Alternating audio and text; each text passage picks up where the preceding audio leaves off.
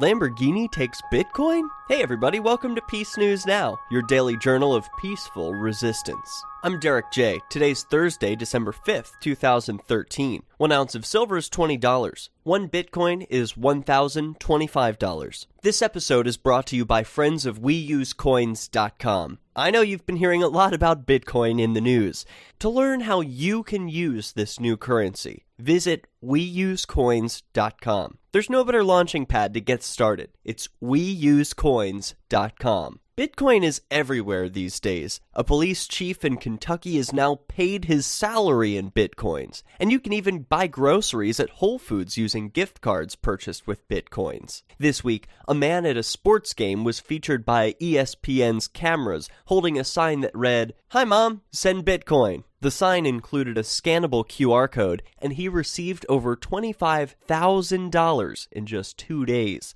He could have kept it, but instead, he vowed to donate everything above 2.2 Bitcoins to Sean's Outpost, a Bitcoin-based homeless shelter. A man of his word, he already donated more than $11,000. Details can be found on the Bitcoin Reddit page. Also in the news this week, Lamborghini of Newport Beach, California proudly announced on their blog that they accept Bitcoin as legal tender for all vehicles. The first Bitcoin sale for the dealership was a Tesla Model S, which cost about 80 Bitcoins. Meanwhile, an Iranian shoemaker in business for 70 years can finally expand its market internationally. Previously, it had been illegal for them to receive most forms of electronic payment, but oppressive governments can't stop Bitcoin. With the government out of the way, now they're doing more business than ever. Speaking of oppressive governments, you may remember that Keene's Robin Hood and his Merry Men, the group who goes around town feeding expired parking meters, was in the middle of not one, but 2 lawsuits. Today, I'm happy to report that Ian Freeman writes at freekeene.com that they are victorious over the lying, corrupt city of Keene in both Robin Hood cases. The first civil case was filed by the city back in May against 6 Keene activists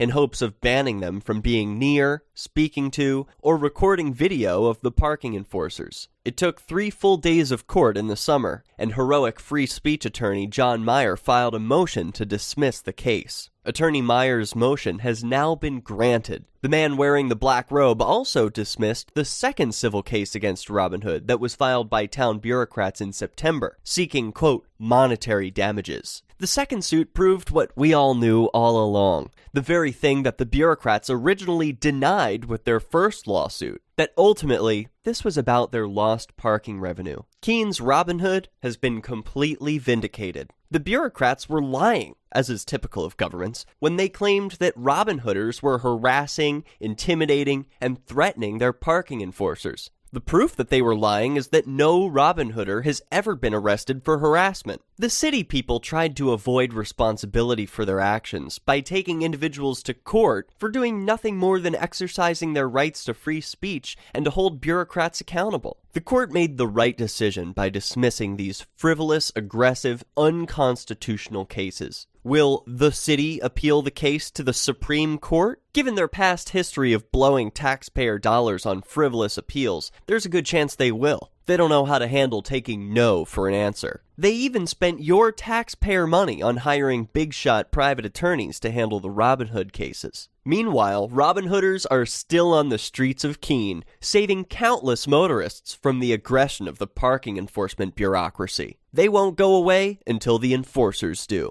So far, 1 enforcer quit over the summer. Will the remaining 2 follow suit? Will the city be able to find anyone willing to fill the empty position? Will they come up with some ridiculous ordinance against Robin Hooding? Stay tuned to freekeene.com for continued updates on the Robin Hood saga. And stay tuned to Peace News Now for all the latest updates on the ongoing peaceful evolution. If you enjoyed the show, send us some Bitcoin at donate.peacenewsnow.com.